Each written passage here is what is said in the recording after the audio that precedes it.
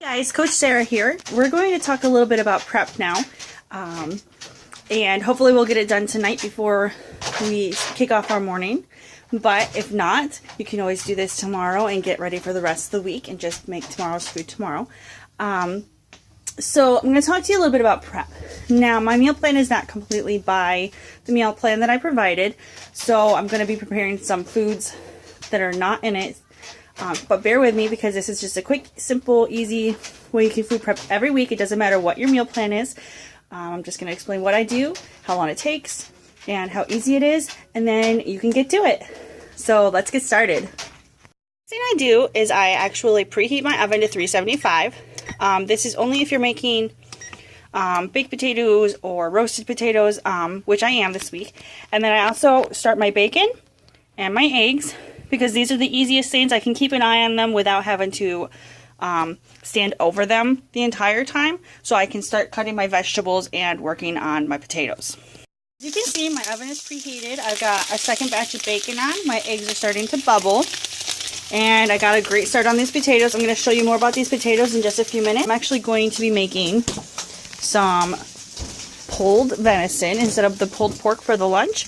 I'll be using the same recipe, but I'll be using my handy dandy steaks here. So I'm just going to pull that meat out. Enough for my family, obviously. See, so steaks, venison steaks, okay. And what I will do is I will actually place these in a bowl so that the juice from the meat does not leak into my refrigerator, because nobody likes a bloody fridge. So I'll put that there, and because it's the night before, I'm going to stick it in the fridge. We don't want to leave that out. Get it? Yucky. And I have that all ready for tomorrow. So already for tomorrow, I have the venison pulled out. Everything's ready to go. You're going to want to do that all week long. So instead of cooking all of your meat tonight, what you're going to do is you're going to pull out the meat the night before, and you're going to let it thaw, and then you're going to cook it the next day. The only exception to this rule is, for instance, my bacon. I make my bacon at the beginning of the week, and I eat it for breakfast almost every day, or I throw it in my wrap for some extra protein.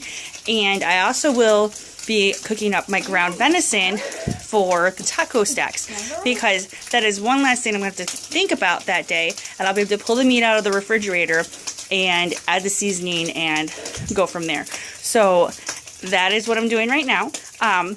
In just a few minutes, I will show you what I'm going to do with my potatoes, and then I'm going to throw them in the oven, and we're going to move to the next thing. At this point, I have all my potatoes cut up, and what I've done is I have sprayed them with olive oil. I use spray because it's easier to coat them, and I actually use less when I do it that way than if I were to sprinkle it, because I like a good coating on them. And what I'm going to do is I'm going to season them now. I use oregano. I love oregano. It adds a flavor that I just love. I'm also going to add garlic. Now, I don't measure. That's just my nature. But there are recipes out there that you can use. That's where I got this, was online. So I also use onion. Just sprinkle a little on there. Ooh, that was more than I planned on.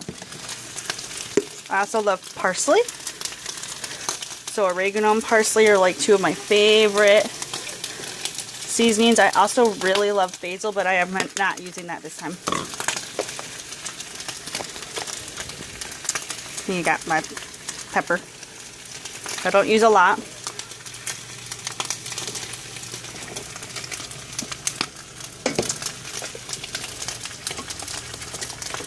Sea salt. There's not much left in my pan. I gotta buy more. Just a little dash of that. And then for a pop of flavor, I love cumin. Just a little. You don't use a lot of cumin because it's a strong flavor. And also paprika. Just adds a little bit of a bite to it. Ooh, my thing's breaking. Ooh, okay. So I put a ton there, so I'm just going to mix it all together. Let me get my spoon. I'm going to mix it all together, and I'll show you the finished product. Okay, so now I have it all mixed together. As you can see, all of my potatoes are pretty well covered. And I'm going to throw these in the oven. Move, Eli, I don't want you to get burnt. You gotta move. There we go. I'm going to throw these in the oven. The oven's set to 375. I'm going to let these bake while I finish my prep. Super simple. And as you can see, my eggs are starting to boil.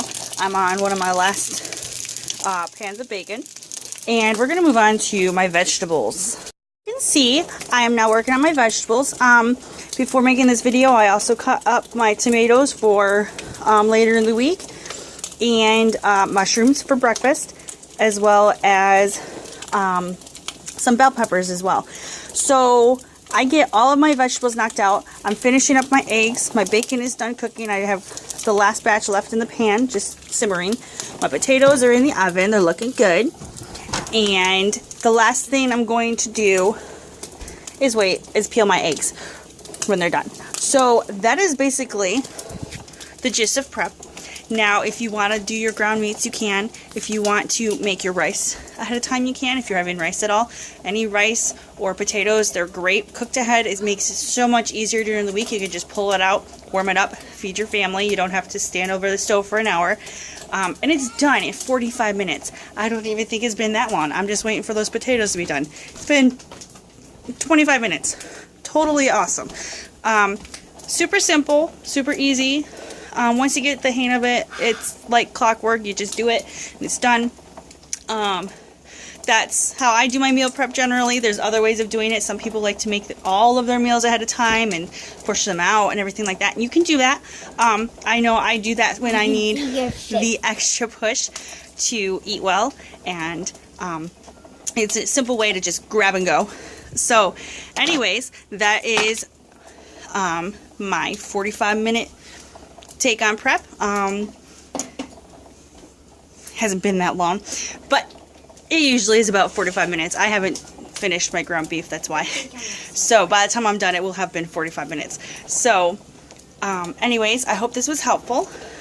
Get prepping. We start tomorrow. I'm super excited to do this challenge with you, and I cannot wait to see your results and how well everyone does this week.